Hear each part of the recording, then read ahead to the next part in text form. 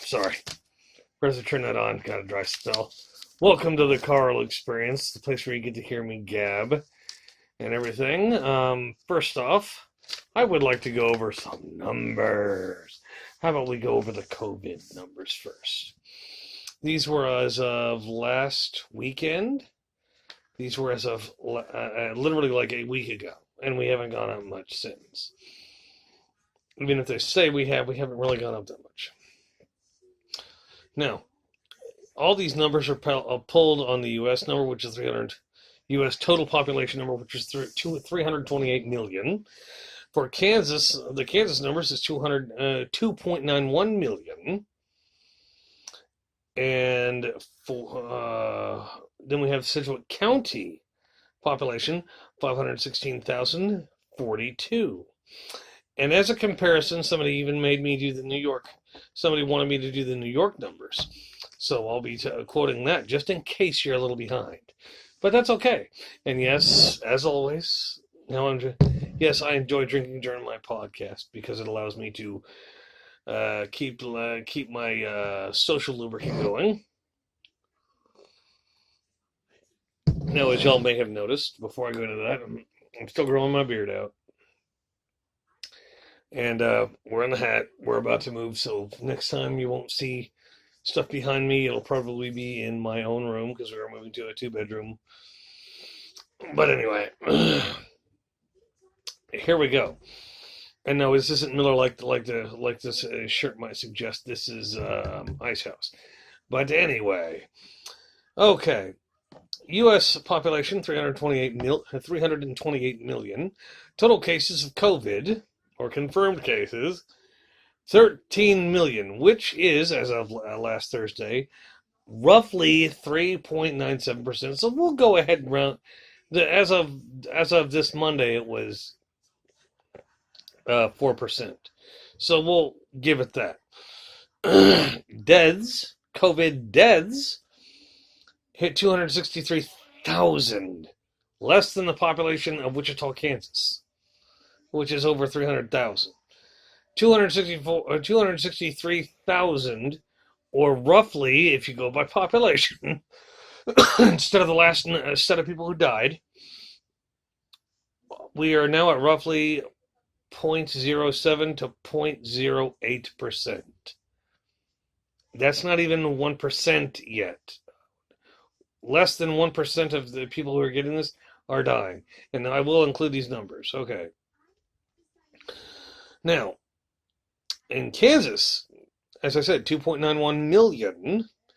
Total COVID cases, 151,000, which is roughly about 5.2%. I didn't want to start zipping down the line with numbers because it would have been pointless and a waste of time for me. Next up, the deaths. The deaths, 1,503. This is for Kansas. And that roughly makes out to roughly 0.052%. That's 1/100th of 1%. We're not even to 1% yet. Total cases in the United States, maybe, or total cases of COVID throughout the state. But as far as deaths, we're still well below the reach. Okay. Now, Sedgwick County, which is 516,042 people. The total COVID cases equal 27,000 people, which is roughly 5.2%. I didn't want to get these too exact. I got them down to like 1/100th of a percent, I believe, but I wasn't going to get that. Sometimes it doesn't round up correctly, but here. But 27,000 deaths out of 516,42 deaths, or out of the population. Now, the total amount of cases, 27,000, is roughly 5.2% of the 516,000. The deaths, there are 149 deaths. That's roughly 0.029%. So, you're talking about substantially less than 1%, that have died. Let's put it in perspective. Locally, in this county, Sedgwick County, the death rate is at less than 1%. In fact, it's 1/4 or 1/10 of 1%. Next is the deaths in Kansas, which is 0.052%. So you're talking, this is half of 1/10, not even that, of 1%. We're talking really, really low stuff. Then we get to the deaths nationally, which is 0.07 to 0.08. That's almost to being 1/10 of 1%.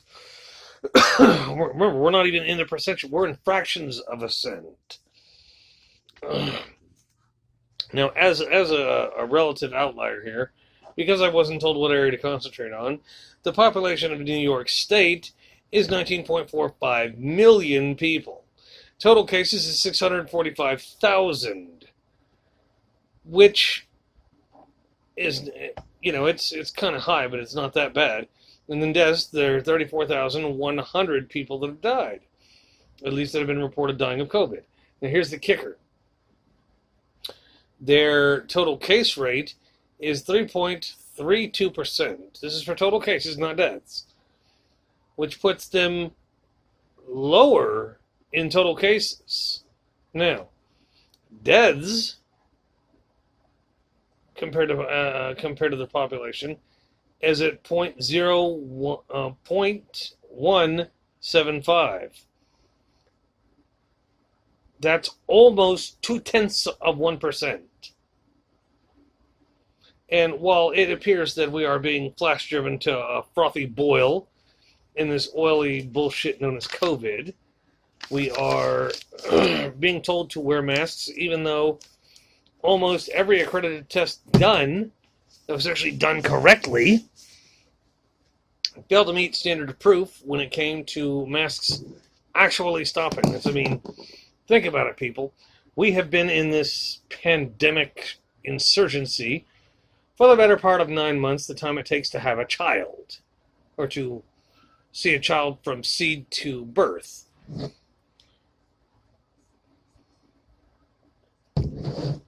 Now, with that having been said,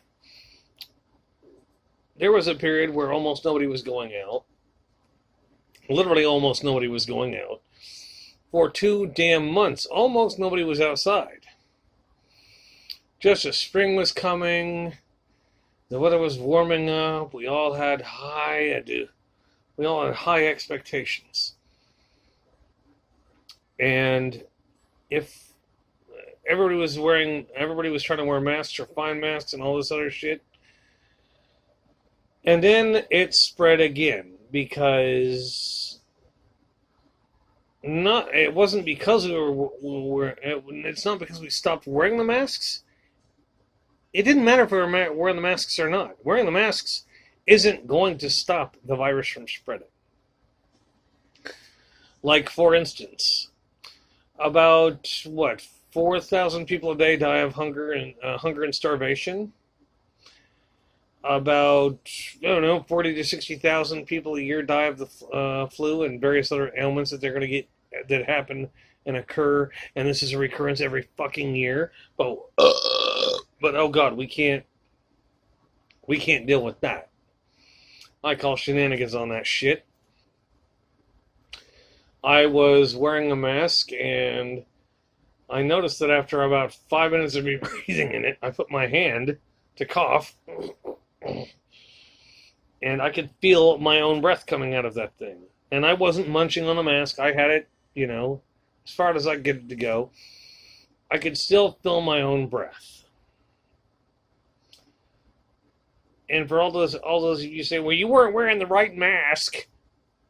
I'm not shaving to wear a fucking mask. So I'm sorry, but fuck you and fuck your pseudoscience. Your pseudoscience is a bag of dog shit lit on fire and left on my porch. And now those of us who didn't ask for this and who shouldn't have to wear masks. We're all wearing masks, and y'all may hate me, but I'm to the point of now we're literally only trying to save old people. Like there are so many decrepit old people in nursing homes. Our nursing homes, and every few years get filled to capacity, and then some weird thing happens, and a bunch of them die, and we're all butthurt. They're 80 years old. They've had their chance. I mean, when my grandma died, well, yeah, it was sad, but I'd been preparing for that for 5 years. I shed some tears, I drank some beer, moved on with life. And that's what it's supposed to be about. I gotta get rid of that stupid notification. Now, what we're being led to believe is that we're trying to save everybody. No, we're trying to save the old people.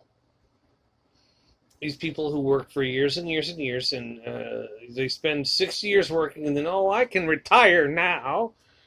Go to a retirement home more like, no, I need to spend time with my grandchildren and great-grandchildren.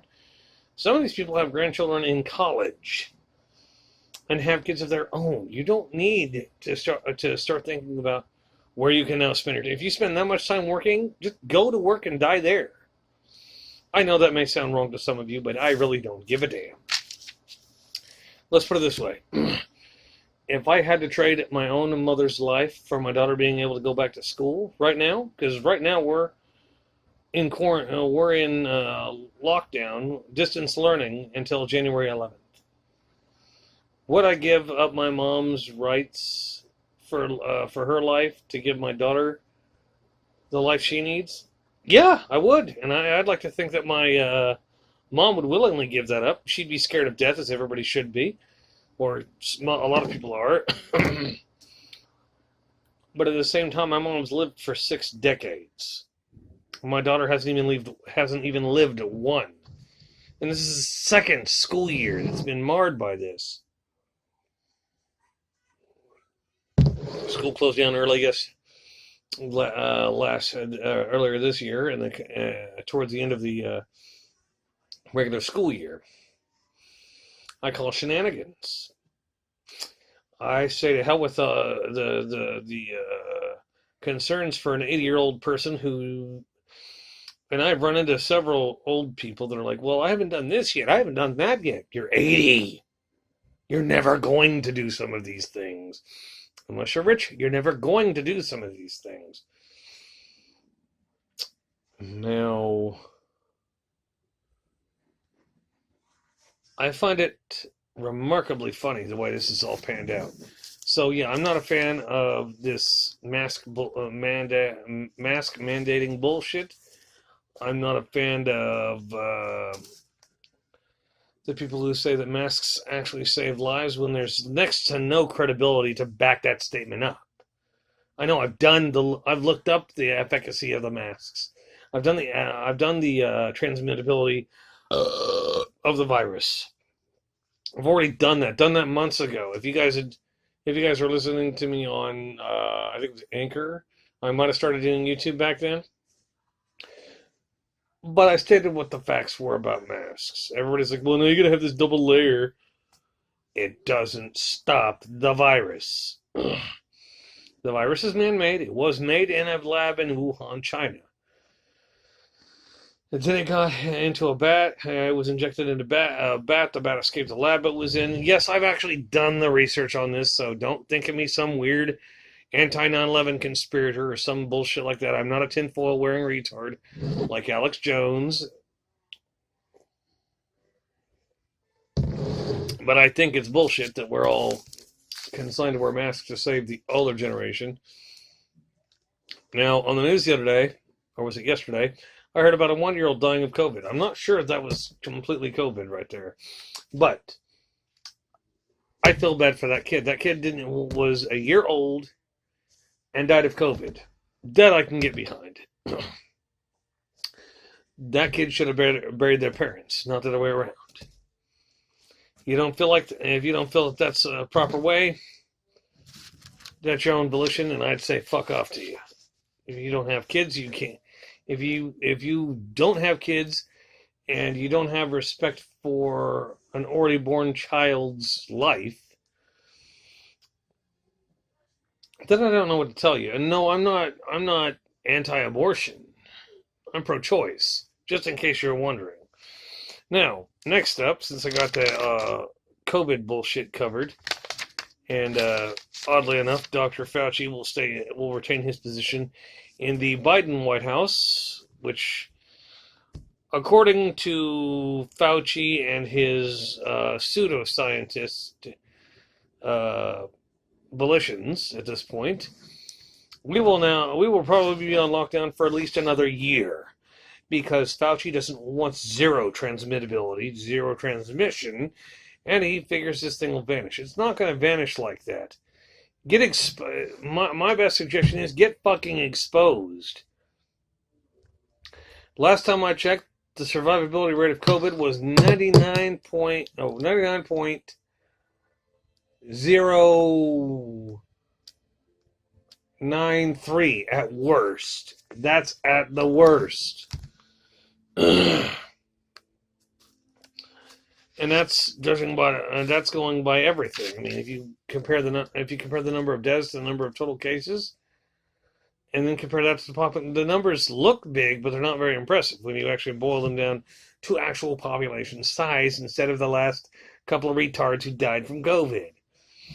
Personally, I say, fuck it. If you're old, put your ass in a nursing home. If it spreads and kills everybody, well, and most of those people are 70, 80 years old, okay. Screw it. I'm prepared to make that sacrifice. For my daughter, I'm willing to fucking sacrifice my own mom. So how's that for you? That's a reality check. Next up, online learning. Online learning, in this case, is something of a misnomer. My daughter got a laptop and a portable hotspot to do her schoolwork. And I have no problem with it. The only issue I have is the fact that classes, I found out today that the kids have breakfast between 7:50 and 8 o'clock. Okay, and then, get this, they have breakfast at 10:30 in the fucking morning. They just had breakfast, now you're going to give them lunch. They don't eat the rest of the fucking day. The rest of the that's 6 hours without food. I always thought my daughter was just having issues, and then I found out they're giving her lunch at 10:30 a.m. Not even nursing homes do lunch at 10:30 a.m. And now it's become so inanely retarded. I mean, my daughter, me personally, I'm an advocate for my daughter. And when she comes home, I'm hungry. And then when I found out today, they've been eating at 10:30 in the morning. They've been eating lunch at 10:30 in the morning. And they go the rest of the day, and then they just let them go the rest of the day with everything they're supposed to do. They eat, then they go play, and then of course you're not going to have any fucking energy. If you're a small kid, you're sucking energy up, you're going and playing with it, and then when that energy runs down, it's time to learn. No. The kid doesn't have any energy to learn with. They're exhausted. My daughter, when she's trying to do her homework, was having difficulty, and now I understand why. She was being deprived of proper nutrition in school. I mean, yeah, they're doing well for the 4 fucking hours they're in school that they have food in their stomach. But why are our kids being starved? It doesn't make any fucking sense. And yes, I've told my wife that we need to send an email to the teacher, because at 11 or 12, we can do whatever and feed her at home if we're going to remote distance. But I'm sorry, but why the hell should my kid eat 2 hours after she just got done eating breakfast? She eats breakfast, she's not even hungry yet, and you're feeding her again, and then she has to go that whole day, the whole rest of the day, 6 hours without any food. I gotta call BS on that. And plus, my daughter loves to interact with other kids. She's a very social butterfly. And if my kid starts to suffer from what she was suffering from before they made it good on getting her into school, then yes, I will pursue legal action. I'm not going to see my daughter pragmatized by the system because of a bunch of fuckwits who don't know what the hell they're doing. I mean, everything like back when I was a kid, when we asked why only got to eat at noon, because it was scientifically at that point it was scientifically proven that if we eat and then we go to school and then we eat halfway through the school day, we'll have food to get us all the way through. We did pretty well, but this whatever this crap is of feeding elementary school kids at 10:30 in the morning and expecting them to work all the way till 3 at high efficiency is bullshit.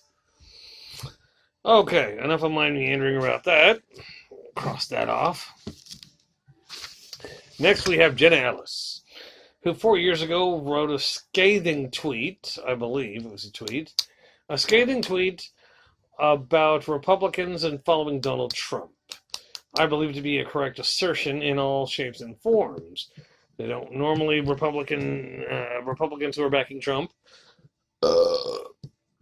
don't do so out of morality or character backup because of his policies. You can claim his policies are nice and good and all that for you, but they're not. But this chick, Jenna Ellis, wrote a scathing tweet 4 years ago, and now, ironically enough, she is on the elite power team of lawyers defending Trump. So she drank the poison Kool-Aid from which she pled. I personally think that she needs to be removed, and if she says, well, I grew up and realized that my ideals were wrong. No, her ideals are right in the first place. Trump has proven time and time again that he doesn't have to have reason behind him. He just needs to be popular. Not even popular with the right people. Because I consider, like, the evangelicals, I consider them to be evil. These are people who wear $10,000 and $20,000 silk suits, while the people they're collecting from are retirement or pension collectors. Now, if you honestly back that, fuck you and join, open your eyes to the rest of America. Now, finally, as I let off a rant on Facebook yesterday, I'm going to let one off here, about the Ellen Page, who now is Elliot Page. Oh, God. And after this, you won't hear about this crap again unless she does something really stupid. Ellen Page has now become a transgender man, or is calling herself, not himself, a transgender man. Stars in a new Netflix series as a girl, as a lesbian girl now. And if a male had tried to pull this shit off, he'd have been fired for being a privileged white male. But Ellen Page, because she's Canadian, gets away with being a trans man who now wants to be called Elliot and wants her whole history backwashed to match. We don't live in 1984, and George Orwell's not our narrator. Fuck you. Yes, I just flipped the camera off. If you want to live in that kind of society, go ahead, but I'm not going to live in an escapist society where the entire world alters its past just to appease one tiny gender-confused, generic, not geriatric, but certainly dim-witted, woke actress from Canada. And this talk of her automatically being called a man, no, trans man. I'll give her trans man, okay? I'll give her that. But saying her name's now Elliot and saying that she now has to be called by him and everybody's going to follow suit, you still have a vagina. You still have boobs. Chop that off, get a wanger, we'll call you what you want. It just infuriates me because all of a sudden now all of media is following this. Well, he starred in Juno as a pregnant girl. No, he didn't. She did. And just to remind you, Ellen Page came out of the closet and was afraid of being blacklisted by Hollywood, which it didn't do in epic fucking fashion 6 years ago. She thought she was taking a risk. She wasn't. Got married to another lesbian after coming out as a lesbian, and now wants to be identified as a male. And I was listening to Ben Shapiro last night, and he shared similar connotations of what I was already thinking. It's like, okay, all of a sudden you look up Ellen Page, and Elliot Page shows up. Okay, so we're all just going to whitewash the entire history of Ellen Page because she's offended by being called a she? I say fuck you. I really do. I'm at the point now where if anybody's like, you need to call her Elliot, well, in that case, you need to suck my dick. I'm sorry, she still has a vagina. She's not going to get the title of guy. I'm not going to call her, hey, mister. It's, hey, Mrs. She is married. She is a she. She has a vagina. Now, if she wants to be called a trans man, I get that. I'll grant you that. But I'm not going to capitulate because one Canadian actress has a woke fucking moment again. She was on a series a while back about sexuality and sex, and yeah, it somehow went from that. Well, it's okay for guys to be hitting on chicks in Asia because they do it all the time. No. It's because they're fucked in the head. These are people who wear masks all the time, too. Now, what I want to finish it with is we do not live in an Orwellian society, such as what's written in 1984.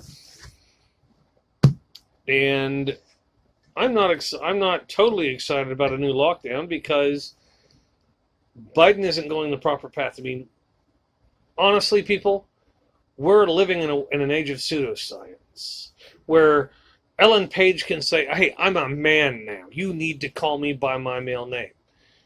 You still have tits. You still have a vagina. You still have eggs. You still have a womb. Then you ain't a man yet. You can be considered a trans man if you want to dress and act like a guy. Just like the whole bullshit about Candace Owens calling out Harry Styles for wearing a ballroom gown. And saying it was rather liberating, breaking a gender norm. And personally, I see it as a fucking hysterical, unbelievably funny fucking riff on worldwide culture and cultural norms. I actually appreciate the thing. But Candace Owens is saying, we need to bring manly men back. Okay, well, this coming from a popular black conservative Republican female who, if you only listen to her show and never seen a video or a picture of her, you would never know, in fact, that she was black. And to call out somebody who's simply expressing themselves in that fashion, I mean, if he wants to take a set of photos in a dress, fuck it, let him. He's a singer-songwriter. He owns that genre, okay? Candace Owens thinks that the entire world needs to be conservative. And I found out that Ben Shapiro is, well, he's a bit of a flip-flop. He's a bit of a pancaker. If he personally doesn't like what you do, it doesn't match his views, he'll say caca poo poo. If he likes it, yay, hooray, keep going. Okay, I get that it's an opinionation thing, and he is not. He wouldn't be. I wouldn't classify him as an objective reporter of anything. I would consider him an editorial style reporter. He adds his own spin to shit too, just like Candace Owens does. I don't hate Ben Shapiro. There are episodes of the show that I do not. I get to a certain point and I'm clicking off on that thing because he's not making a hell of a lot of sense. And then there are times where I'm listening to Brian Tyler Cohen, and I click off on that if it doesn't make any sense to me either. And if you're Democrat or Republican, I don't care which one you are, and you're arguing that their view is right? No, their view isn't always right. They're wrong. They're fallible. They're phallic in their arguments. And now we need to remember what it is to be Americans. You're allowed to be like me. You're allowed to be an independent or apolitical, if you want to call it that. I like to think I'm political, but in a neutral sense, because I vote for whoever the fuck I think could do the job better, and I watch body language more than I listen to the words. I can go back and listen to the words anytime I want. The body language tells so fucking much. We're allowed to be Republican, Democrat, Independent, Libertarian, Green, Communist, Socialist. None of these parties is illegal. None of them. None of them. Hey, look at the story of Trumbo. If you haven't seen that movie, go watch it. Learn something. It is exacerbatingly annoying that people are like, well, we only have room for Americanism here. Or you hear from the leftist extremists who are, well, we're Antifa, and we need the system to fail completely in order to start building anew. So some gender-confused shitheads and some really fucked up ideologies about peace, light, and harmony can be achieved. No, it's not the way you're going to do it. Or conversely, you get the rightists who are like, well, we need Americanism. You need to be white-armed and ready to vote. No, we don't need that kind of stupid shit either. You could say it would be more conservative of me to go towards the middle, but we need, every time we keep a conservative value in the system, we need to promote a progressive idea, a liberal idea. We can't stick to the Bible all the time. The Bible isn't what wrote the Constitution. And even if God-fearing men did write the Constitution, they didn't intend for it to be interpreted as biblical right. And for those who are like, well, they intended for the Bible. No, they said there should be a separation of church and state. It says so in there. Now, most conservatives, Democrat, and mainly on the Republican side, from what I can see, will say, well, we got to go back to the Bible. No, we don't. You need to unwrestle the unfurled shit from the Rust Belt and the Bible Belt. And every place where people say, if you're unholy, you're going to go to hell. Show me the proof that somebody has gone to hell. Show me the proof. And it's not that hard. We need more of a balanced mix, and I think we need a third candidate president, which sadly won't happen this time, but maybe next election. I don't know. I'm thinking about starting a new wave after the inauguration. And for those of you who think that there's still evidence of massive fraud, I hate to tell you this, but there's really not. This mountain of evidence was blown like a bad fart in the wind into a pile that would fit in a thimble. A few affidavits claiming massive voter fraud isn't going to make massive voter fraud happen. For instance, they had affidavit after affidavit after affidavit. It got turned down by a Pennsylvania judge.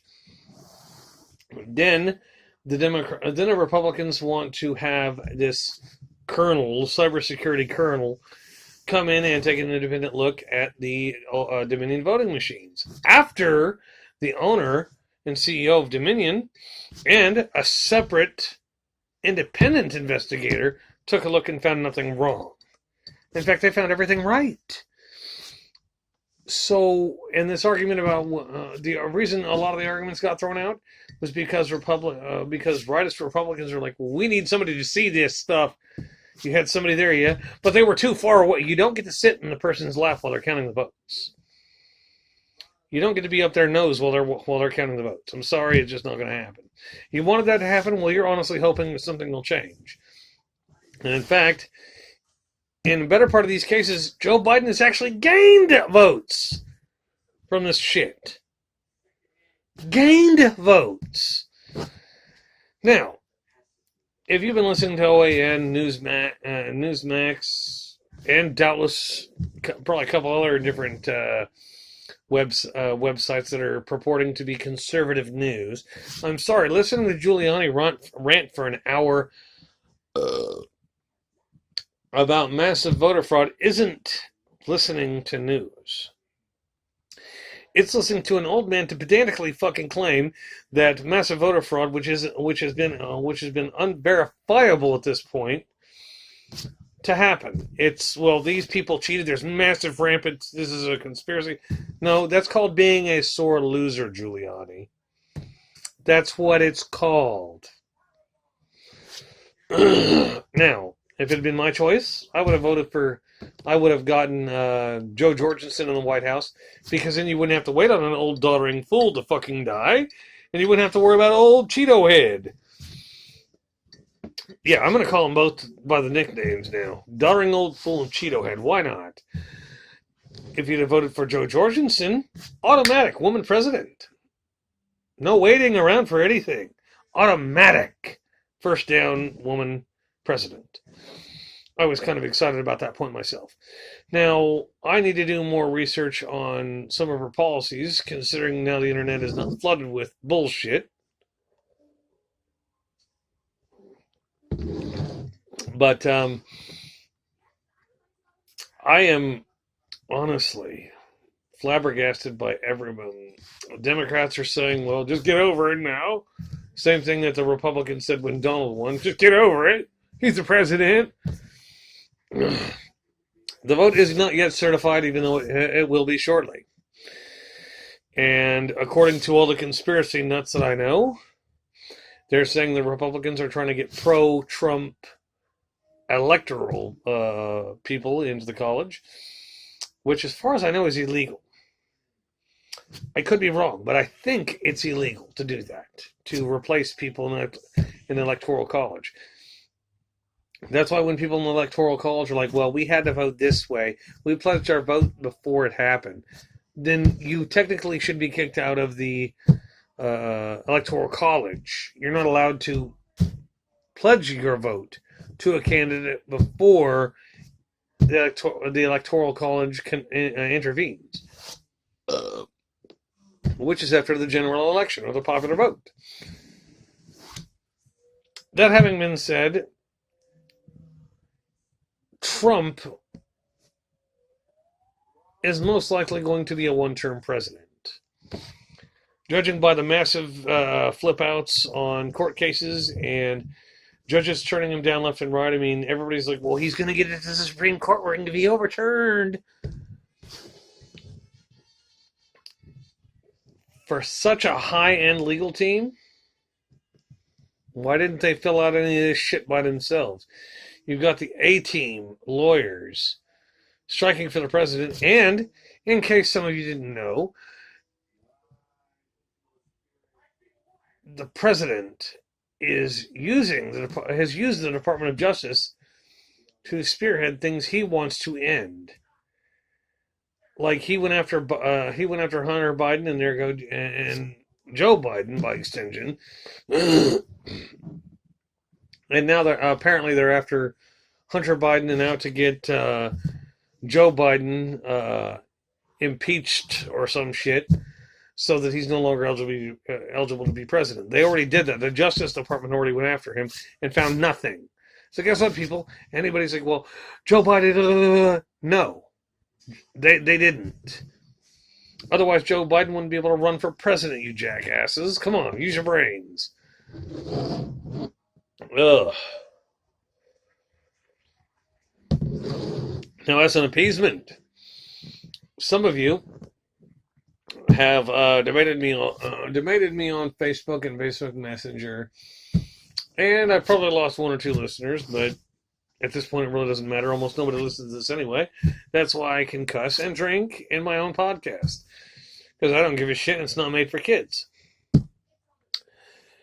Now, with respect to everything I've said, when I hand somebody a win on an argument, usually it's because the logic is fairly easy to see. And yes, I know there are people who would disagree with me and fucking point out endless fucking points of contention that they think are logical, but are actually illogical as shit, and the logic fails when put under scrutiny. I'm not saying you're wrong from your perspective. To you, you sound, I'm sure, pretty sure to you, it sounds intelligent and lucid. But for the rest of us who don't share your exact perspective, we are going to see your argument as phallic, weak, and slanted, even partisan. And I apologize if that offends any of you, but the time for apologies is kind of hit an impasse where it's like, okay, what's more important, debating or being right? I can debate and disagree. That's what I do. Even if I don't like the opinion you're giving, I still listen to it. And you should give me the same weight and respect as I give you. Like, I'm sure shit that I lost a few YouTube video viewers from the video 2 videos back. Probably lost a bunch of viewers or whatnot, but I don't care. Certain truths are self-evident, and if you're just a pole marking bitch who needs to hear their opinion espoused out of several mouths all at the same time, then honestly you don't have an opinion. That means you want to be coddled. You want to be insulated with your own opinion. That's not what we're built on. We're built on difference of opinion and being able to voice those opinions, being able to debate, and being able to come together and elucidate each other. We're there to enlighten each other. Even if we don't agree, we can still get together. Like, I've got a few people on Facebook.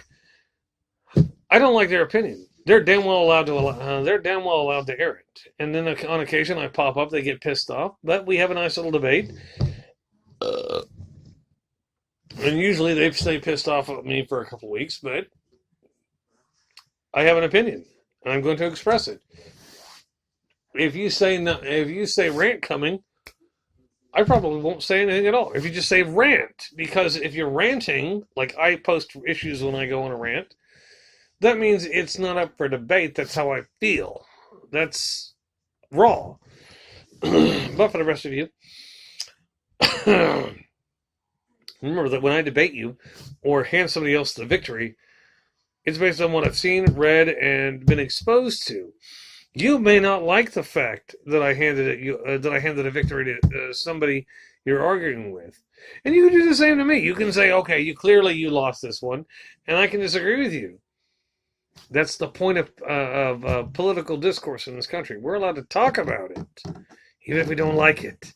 Believe me, I talk to plenty of people who are slanted so far one way or the other that it's not even funny. But that's the point of America.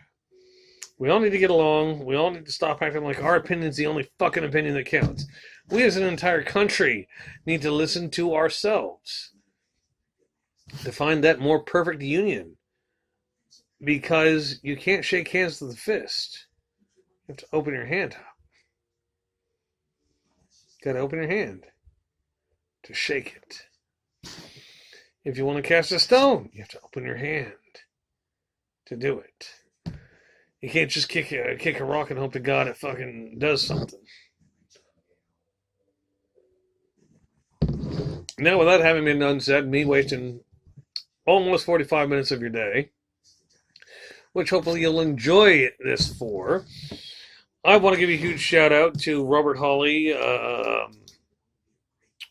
Laura Witham, who probably isn't watching these videos anymore, but give her a shout out. Sprout, Sean Hamilton. I'm going to be clipping John Rickard in this one. I might do my niece too, just to irritate her. My wife, today is her birthday. Happy birthday, dear! She probably won't ever watch this. But, yeah, Sam Rowe, and let's see, I know I'm forgetting somebody else. Who else am I forgetting? I don't know. But my next podcast, I'm going to try to talk about polyamory. and that'll be posted in the group I belong to, so we'll get more viewership. So have fun. So when we break the 45 minute, break the 45-minute mark. Peace.